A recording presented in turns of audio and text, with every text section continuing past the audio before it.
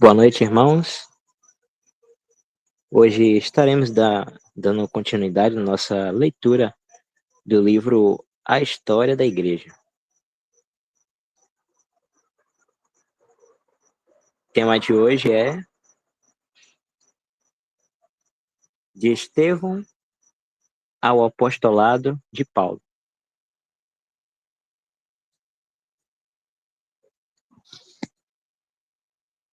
Antes de iniciar, os irmãos estão conseguindo me ouvir? Aí? O som tá limpo? Tem alguma zoada? Tá bom, George. Obrigado, irmão.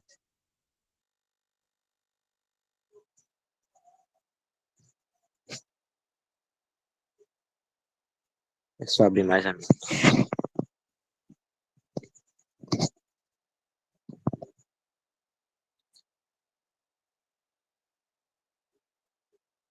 Vou iniciar a leitura. Se algum irmão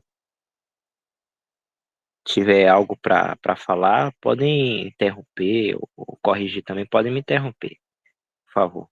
Tiver alguma pergunta também,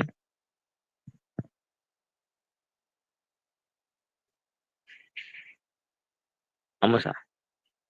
De Estevão ao apostolado de Paulo. A perseguição e dispersão dos discípulos. Após a morte de Estevão, uma grande perseguição começou, em Atos 8.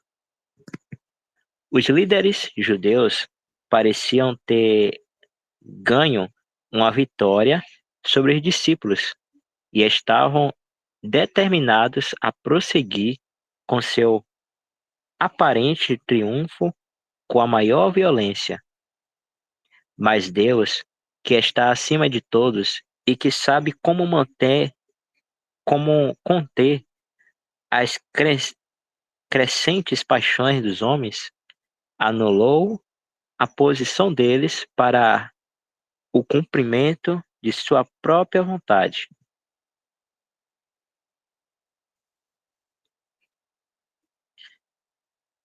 O homem ainda não tinha aprendido a verdade do provérbio, que o sangue dos mártires é a semente da igreja. No caso do primeiro e mais nobre dos mártires, o provérbio foi plenamente verificado. Mas em todas essas 20 centenas de anos, os homens têm sido lentos para aprender ou crer nesse simples fato histórico. A perseguição, geralmente falando, tinha feito aumentar a causa que procuravam reprimir. Isso tem se provado verdadeiro na maioria dos casos, em qualquer tipo de perseguição ou de oposição. Resistência, decisão e firmeza são criadas por tal tratamento. Verdadeiramente, mentes tímidas podem ser levadas à apostasia por um tempo sob a perseguição. Mas quão comumente tais, com o mais profundo arrependimento e de modo a recuperar sua antiga posição, suportaram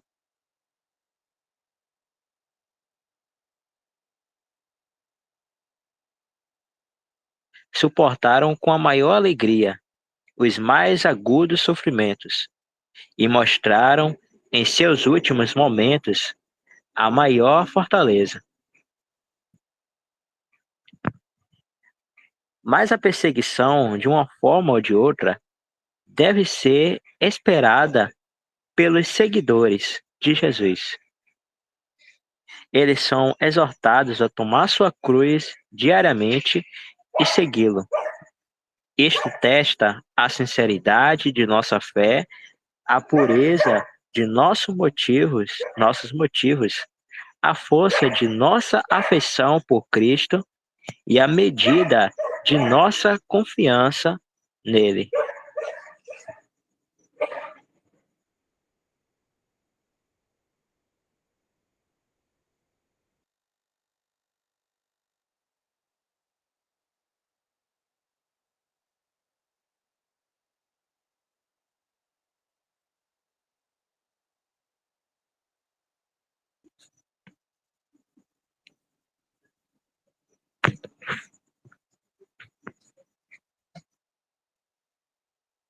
Aqueles que não são verdadeiros de coração para Cristo, com certeza irão cair em tempos de afiada perseguição.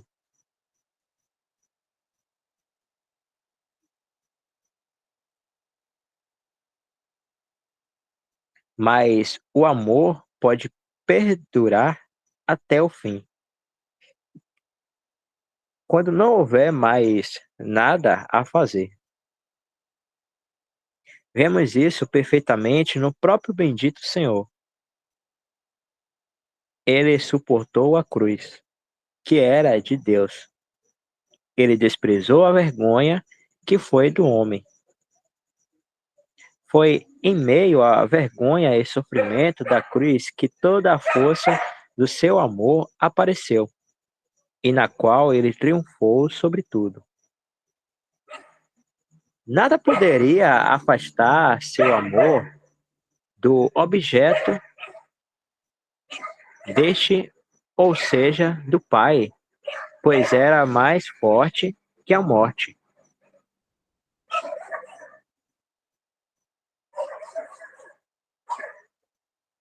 Nisso, assim como em todas as coisas, ele nos deixou um exemplo de que devemos andar em seus passos, que possamos sempre ser encontrados seguindo de perto.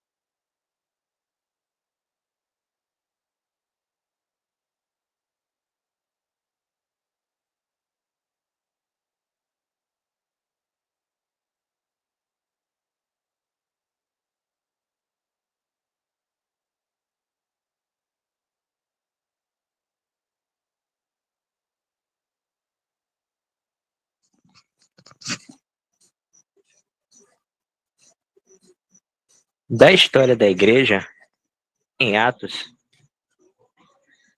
aprendemos que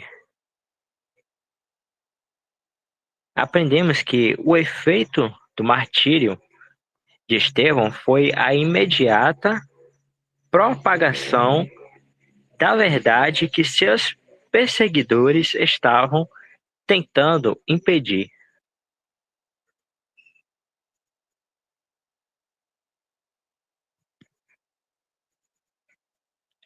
As impressões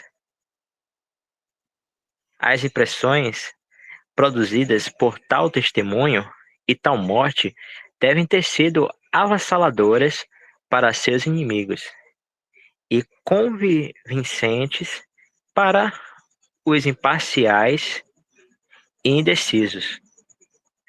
O último recurso da crueldade humana é a morte. No entanto, é maravilhoso dizer que a fé cristã, em sua primeira dificuldade, provou-se mais forte que a morte em sua forma mais assustadora.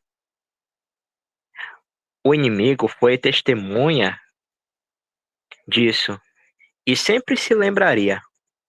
Estevão estava sobre a pedra e as portas do inferno não podiam prevalecer contra ela.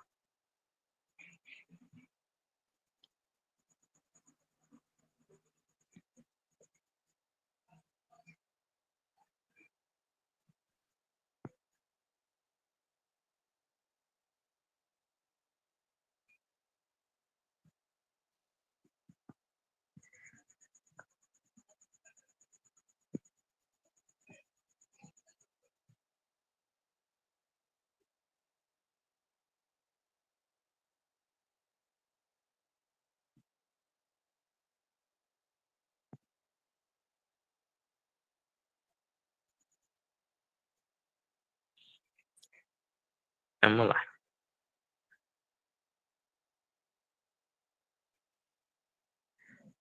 Toda a igreja em Jerusalém, na ocasião, foi dispersa, mas eles iam por toda a parte pregando a palavra.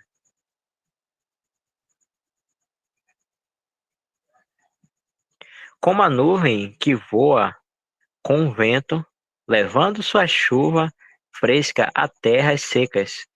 Assim os discípulos foram expulsos de Jerusalém pela tempestade da perseguição, levando as águas da vida às almas sedentes de terras distantes.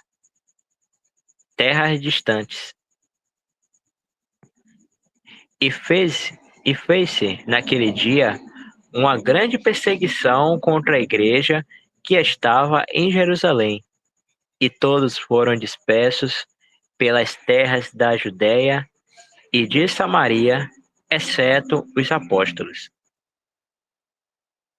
Atos 8, 1. Alguns historiadores pensam que o fato dos apóstolos permanecerem em Jerusalém quando os discípulos fugiram prova da parte deles maior firmeza e fieldade na causa de Cristo.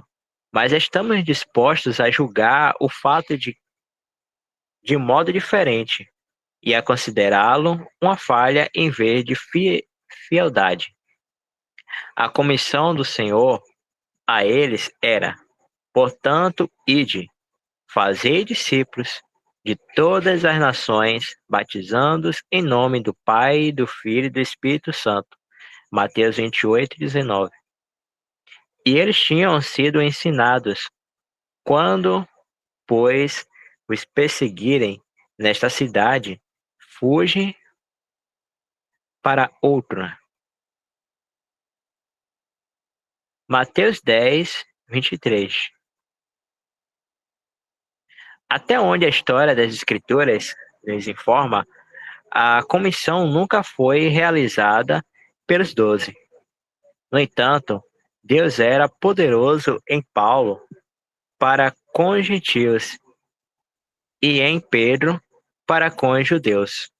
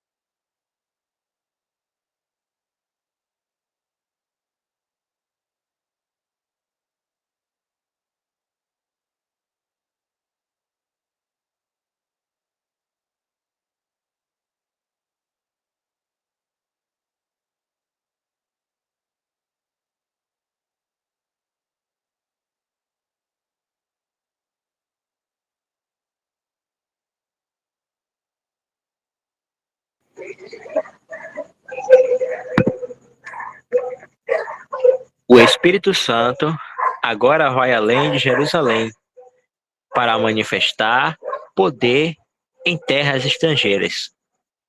Que solene verdade. Mas aquela cidade culpada preferia a dominação de Roma, a ressurreição em poder de seu próprio Messias. Que faremos? Diziam os judeus, porquanto este homem faz muitos sinais.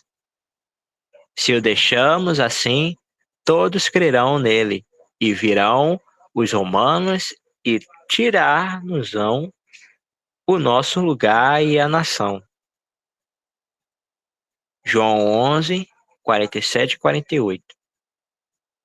Eles rejeitaram o Messias em sua humilhação, e agora eles rejeitam o testemunho do Espírito Santo sobre sua exaltação. A iniquidade deles era completa, e a ira se aproximava deles até o fim. Mas, por ora, nossa tarefa, seguindo o curso da história da Igreja, é acompanhar o Espírito Santo em seu caminho a Samaria.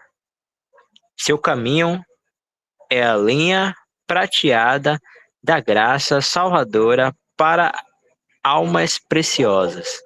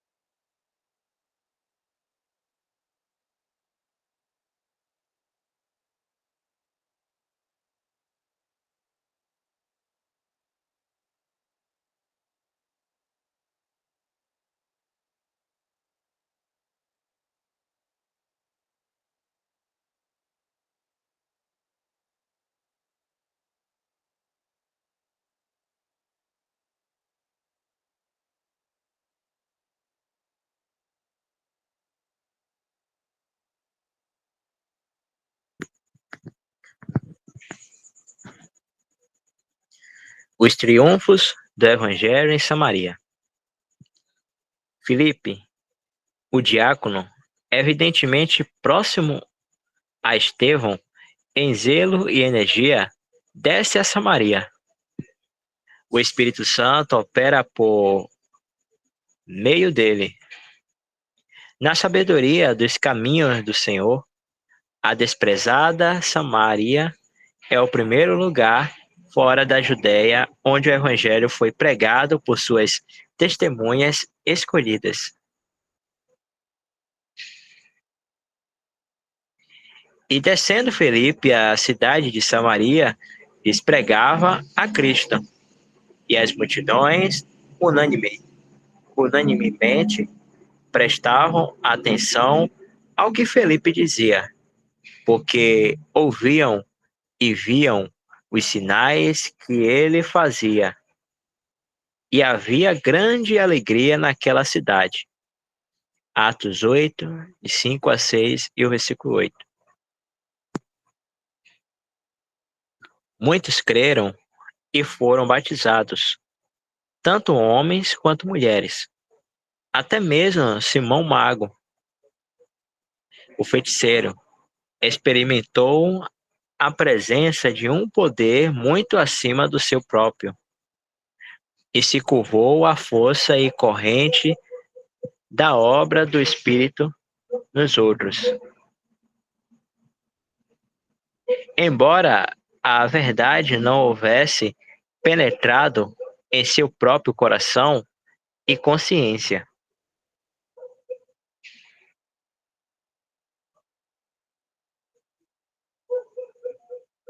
Mas como agora já viajamos a essa outra parte do país, este pode ser o momento apropriado para dizermos algumas palavras sobre sua história.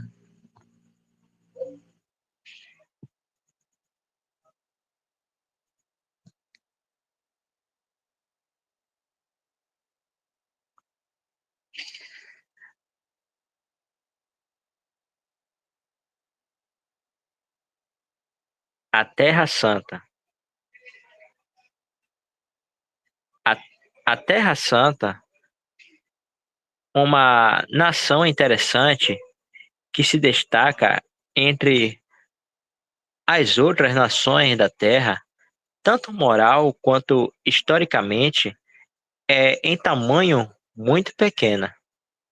É como um pedaço de um país de tamanho próximo ao do país de Gales, com menos de 225 quilômetros de comprimento e quase 60 quilômetros, em média, de largura.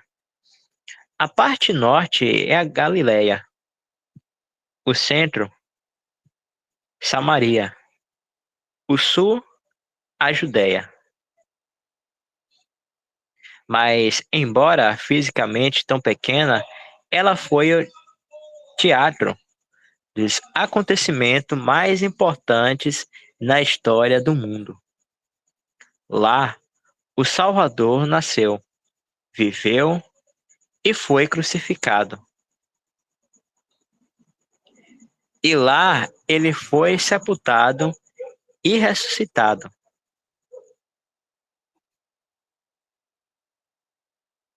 E lá também seus apóstolos e mártires viveram, testificaram e sofreram. E lá o evangelho foi pregado pela primeira vez, e lá a primeira igreja foi plantada.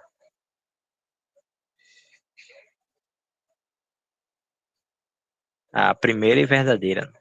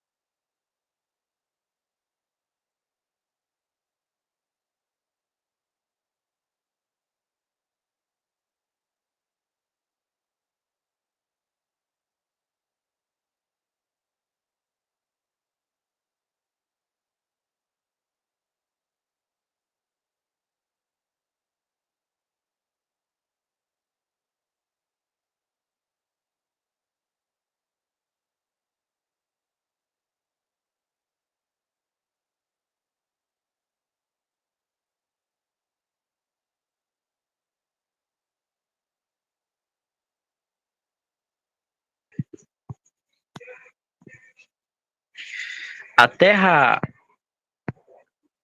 ocupada por Israel se encontra entre os antigos impérios da Assíria e do Egito. Daí à frente, daí a frequente referência no Antigo Testamento ao rei no norte, ao rei do norte e ao rei do sul. Devido a essa posição, Israel foi muitas vezes o campo de batalha desses dois poderosos impérios. E sabemos que ainda será o cenário de seu último e mortal conflito. Daniel capítulo 11. Os homens têm sido tão supersticiosos sobre a Terra Santa que ela tem sido objeto de ambição nacional e quase sempre motivo de guerras religiosas, desde os dias dos apóstolos. Quem poderia estimar quanto sangue foi derramado e o tesouro que foi desperdiçado por essas planícies sagradas? E tudo podemos acrescentar sobre o nome do zelo religioso, ou melhor, sobre as bandeiras da cruz e da lua crescente. Para ali os peregrinos de todas as eras têm viajado para que pudessem adorar no Santo Sepulcro e cumprir seus votos. Também tem sido a, a, a grande atração para viajantes de todo tipo, de todas as nações, e o grande empório de relíquias milagrosas. O cristão, o historiador e o antiquário têm procurado diligentemente e feito conhecidas suas descobertas. Desde os dias de Abraão, esse tem sido o lugar mais interessante e atraente da face da Terra. E para o estudante da, da profecia, sua história futura é ainda mais interessante que seu passado. Ele sabe que o dia se aproxima, quando toda aquela terra provada, será povoada pelas 12 tribos de Israel e cheia da glória e majestade de seu Messias. Então, eles serão conhecidos como o povo metropolitano da terra. Retornemos agora a Samaria com sua nova vida e alegria.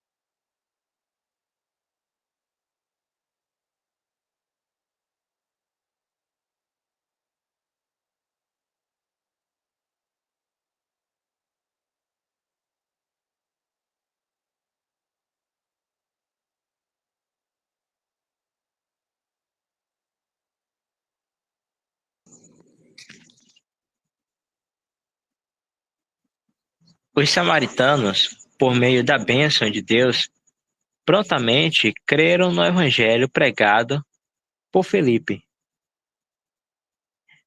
O efeito da verdade recebida com simplicidade foi imediato e dos.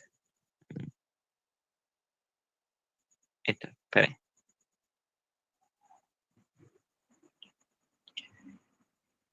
O efeito da verdade recebida com simplicidade foi imediato e do mais bendito caráter. Havia grande alegria naquela cidade e muitos foram batizados. Tais devem ser sempre os efeitos do Evangelho. Quando crido, a menos que haja algum obstáculo com relação a nós mesmos, onde há genuína simplicidade de fé, haver de alegria genuína e uma feliz obediência. Jorge, Oi, volte só um pouquinho, por favor, porque sua voz deu uma falhada um pouco. se você falou alguma coisa, irmão, não deu. Se não puder ler um pouquinho mais antes, porque seu áudio falhou um pouquinho.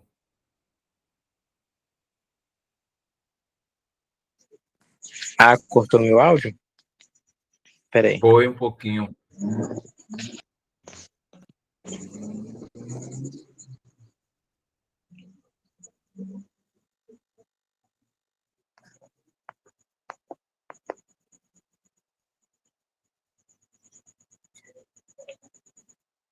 Vou ler do começo aqui.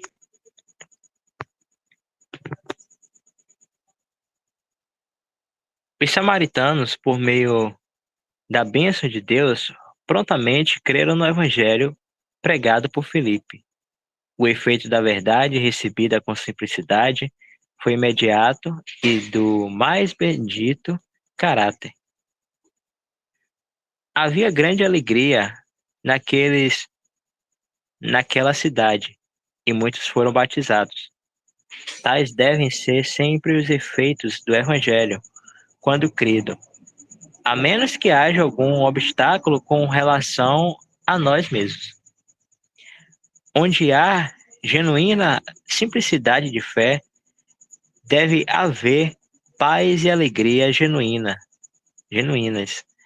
e uma feliz obediência. O poder do Evangelho sobre um povo que tinha durante séculos resistido às reivindicações do judaísmo foi então demonstrado. O que a lei não podia fazer a este respeito, o Evangelho realizou.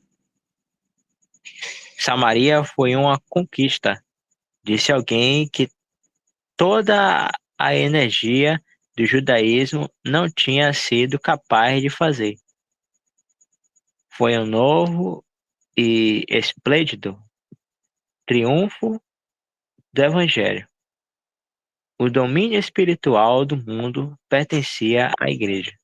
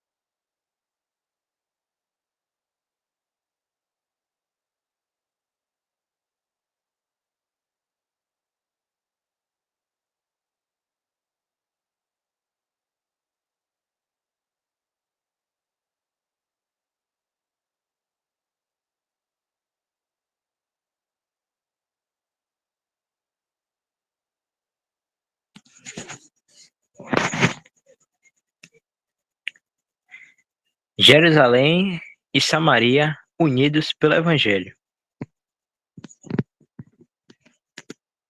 O amargo ciúme que existia entre judeus e samaritanos tinha sido, por muito tempo, proverbial.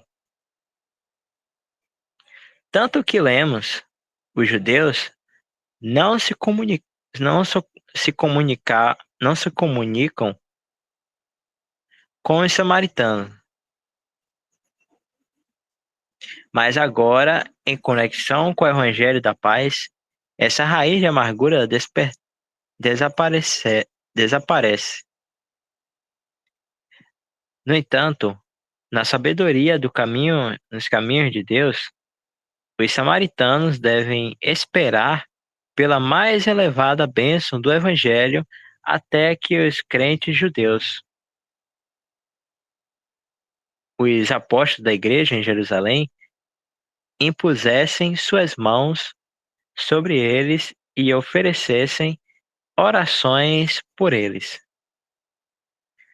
Nada pode ser mais profundamente interessante do que esse fato quando tomamos em consideração a rivalidade religiosa que tinha sido por tanto tempo manifesta por ambos. Se Samaria não tivesse recebido essa lição oportuna de humildade, ela poderia ter sido descartada, mais uma vez, por manter sua orgulhosa independência de Jerusalém. Mas o Senhor não teria deixado assim. Os samaritanos tinham crido, se regozijando, se regozijado, e foram batizados, mas ainda não tinham recebido o Espírito Santo.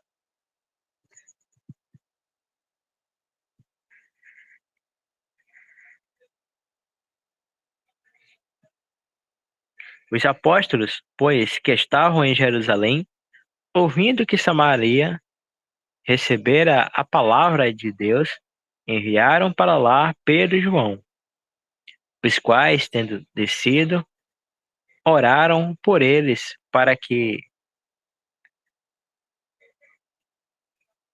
Pode subir um pouquinho, Jefferson, por favor?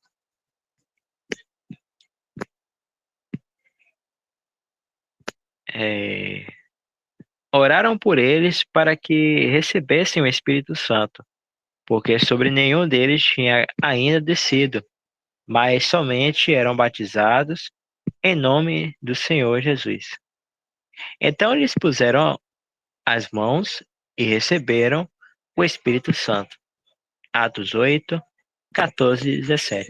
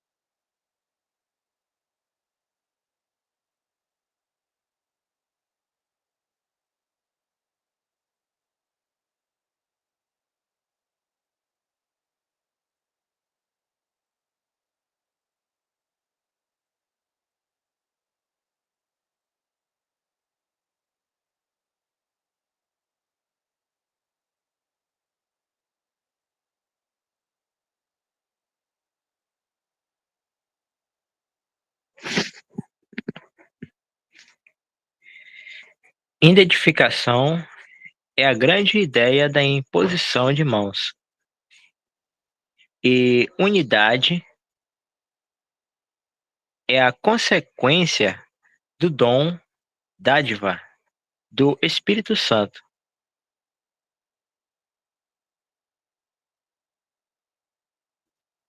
Esses são fatos importantes em conexão com o progresso da Igreja. Samaria é, então, trazida à feliz associação com seu antigo rival e feita uma só com a Igreja em Jerusalém.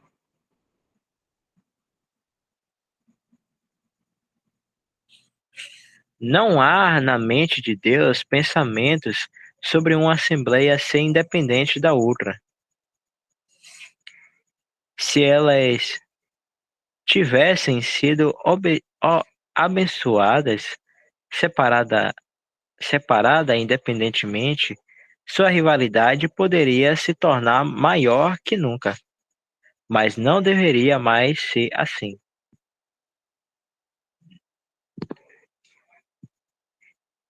Nem neste monte, nem em Jerusalém.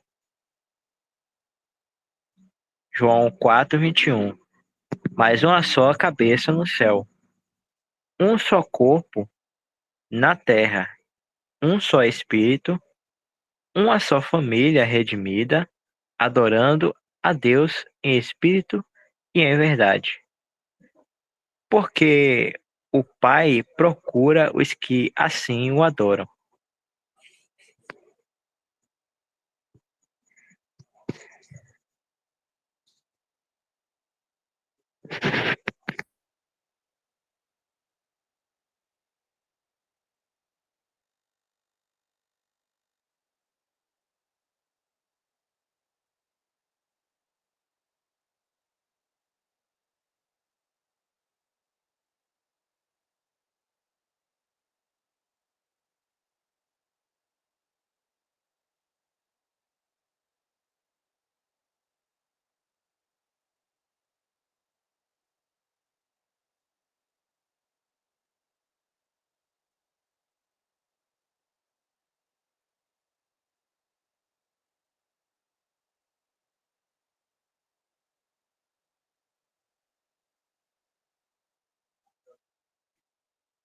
Para saber mais sobre a origem da mistura de povos e sobre a adoração de Samaria, leia 2 Reis 17.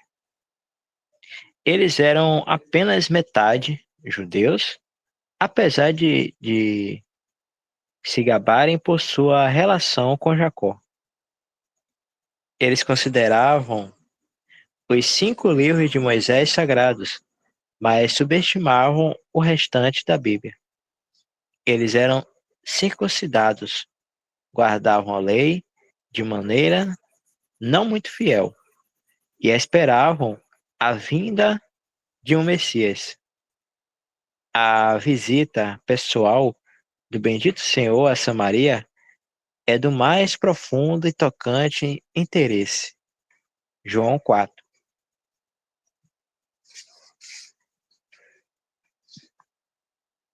Da fonte no qual ele descansou, disse que ficava em um vale entre as duas famosas montanhas, Ebal e Gerizim, onde foi lida a lei, onde foi lida a lei.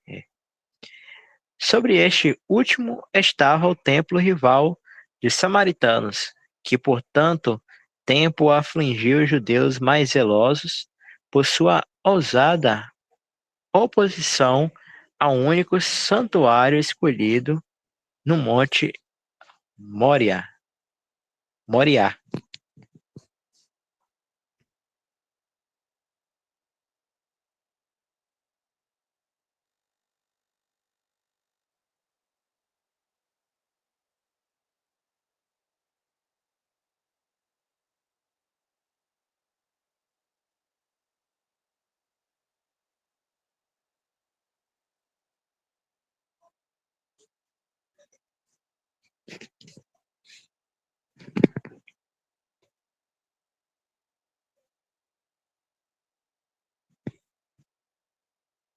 O eunuco etíope. O eunuco etíope recebe o evangelho.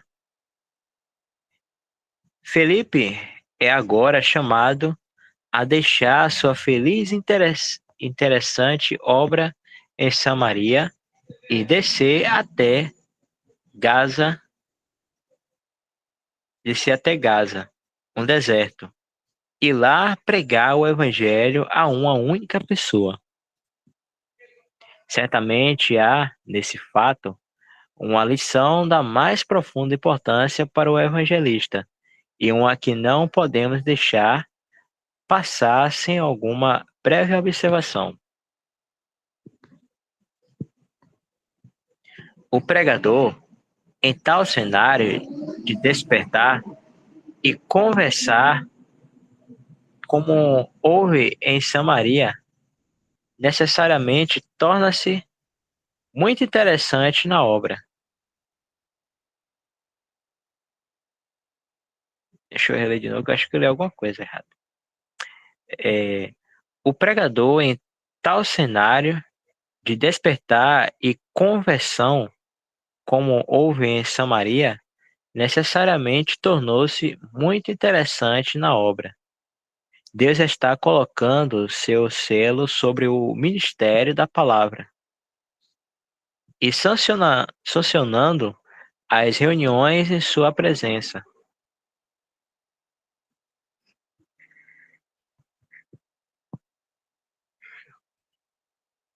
A obra do Senhor prospera.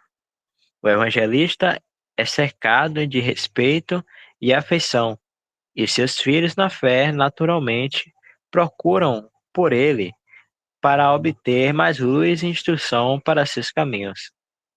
Como poderia ele deixar tal campo de trabalho? Muitos perguntariam: seria correto partir? Apenas respondemos se o Senhor chamasse seu povo, seu servo, a fazer isso, como ele fez no caso de Filipe. Mas como alguém pode saber hoje em dia, visto que anjos e o Espírito não nos falam como falavam com Felipe?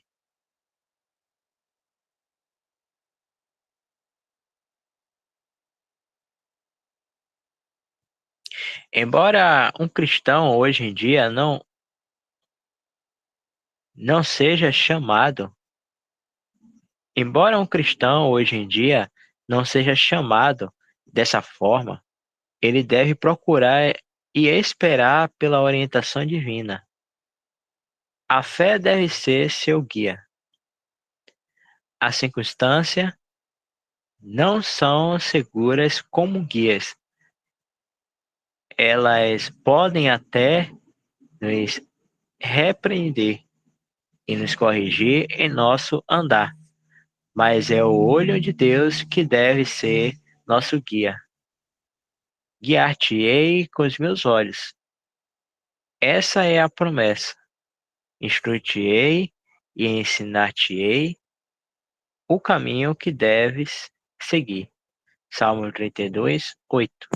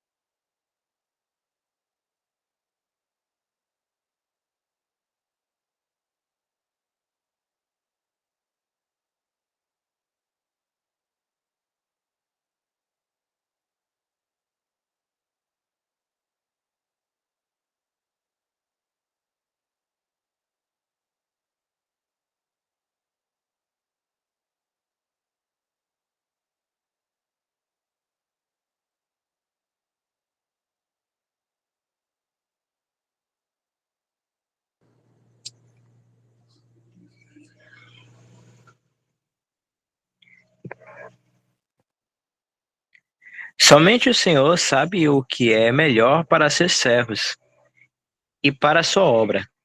O evangelista, em tal cenário, correria o risco de sentir sua própria importância pessoal. Daí o valor, se não a necessidade da mudança do lugar de serviço.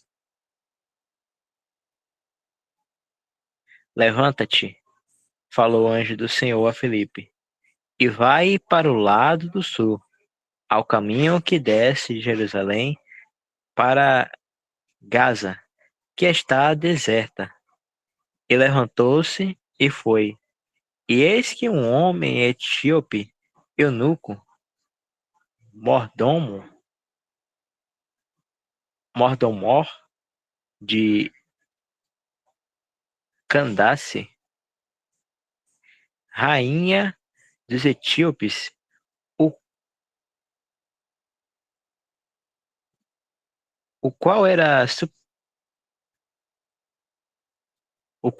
superintendente de todos os seus tesouros, e tinha ido o, a Jerusalém para adoração, regressava e, assentado no seu carro, lia o profeta Isaías. E disse o Espírito a Filipe: Chega-te e ajuda-te a esse carro. Atos 8, 27 e 29.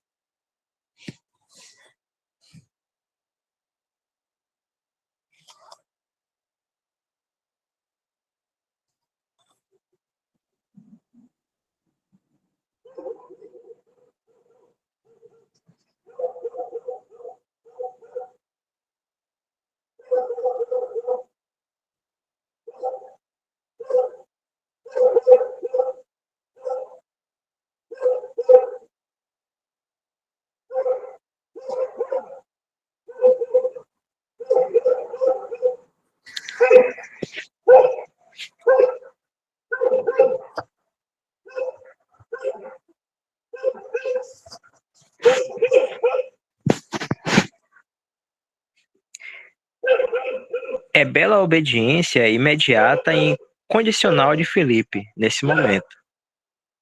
Ele não faz nenhum questionamento sobre a diferença entre Samaria e Gaza, entre sair de um amplo campo de trabalho e partir para um lugar deserto para falar com uma única pessoa sobre a salvação. Mas o Espírito de Deus estava com Filipe. E o único desejo do evangelista deveria ser de sempre seguir a direção do Espírito.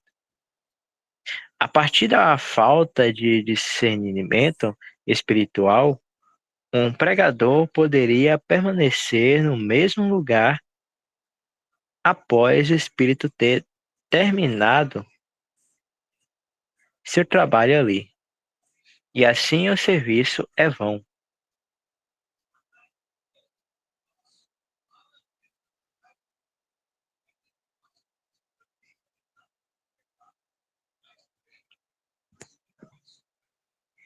Deus, em sua providência, cuida de seu servo. Ele envia um anjo para direcioná-lo quanto à estrada que ele havia de tomar. Mas quando se trata do evangelho e do lidar com almas, o Espírito toma a direção. E disse o Espírito a Filipe: Chega-te e ajunta-te a esse carro. Não sabemos de nada em toda a história da igreja, mas interessante que essa cena no caminho para Gaza, o anjo e o Espírito de Deus acompanham o evangelista, o primeiro representando a providência de Deus, em indicar exatamente a estrada a tomar, e o último representando o poder espiritual direcionando o lidar com as almas. Assim como era, assim é agora. Embora tendemos a adotar mais o hábito de pensar na orientação do Espírito do que na direção de providência. Que possamos confiar em Deus para tudo. Ele nunca muda.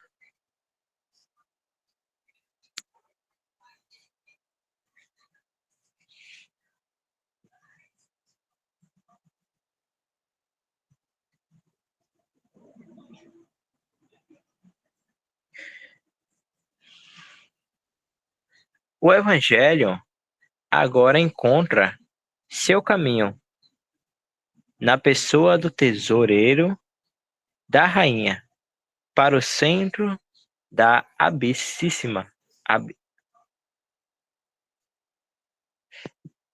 Abissínia. O eunuco crê, é batizado e segue seu caminho cheio de alegria. O que ele procurava em vão em Jerusalém, tendo seguido uma longa jornada até lá, ele encontra no deserto. Um belo exemplo da graça do Evangelho. A ovelha perdida é encontrada no deserto e águas vivas brotam de lá. O eunuco é também um belo exemplo de uma alma ansiosa. Quando sozinho e ocioso, ele lê o profeta Isaías. Ele reflete sobre a profecia do sofrimento sem resistência do Cordeiro de Deus. Mas um momento de luz e libertação era chegado. Filipe explica o profeta. O eunuco é ensinado por Deus. Ele crê imediatamente, deseja o batismo e retorna para casa cheio das novas alegrias da salvação. Será que ele ficaria calado sobre o que encontrou quando lá chegasse? Certamente não. Um homem de tal caráter e influência teria muitas oportunidades de disseminar a verdade. Mas como tanto as escrituras quanto a história,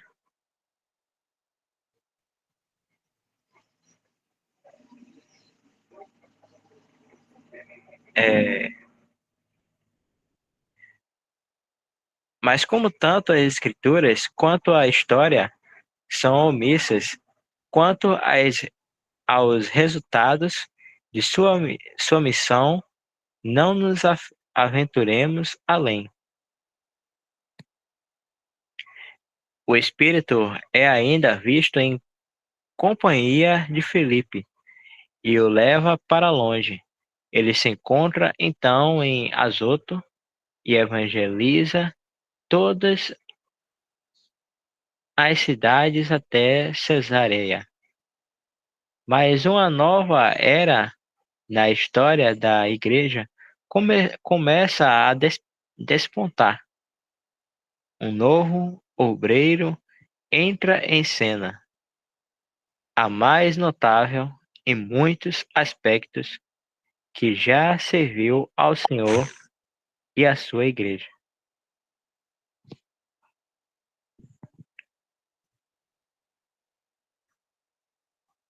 A conversão de Saulo de Tarso.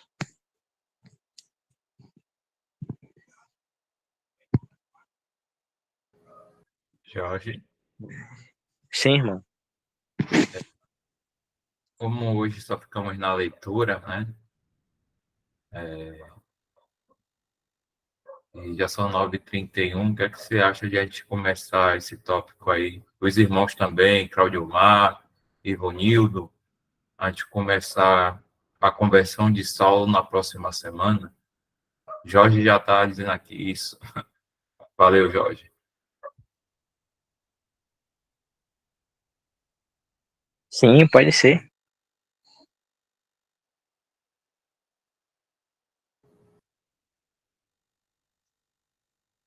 Obrigado, Jorge. Irmãos, vou estar nós vamos estar encerrando por hoje. Antes de nós estarmos iniciando, foi colocado o link aí até do livro no chat aí, os irmãos, que quiserem estar acompanhando, né? Não só no dia de hoje, mas no seu exercício também tá lendo, pode estar clicando aí no chat, abrir no chat e clicar, e aí vai ter o livro virtualmente. Pronto, eu vou estar tirando a gravação. Irmão Claudio Mar, você pode estar agradecendo?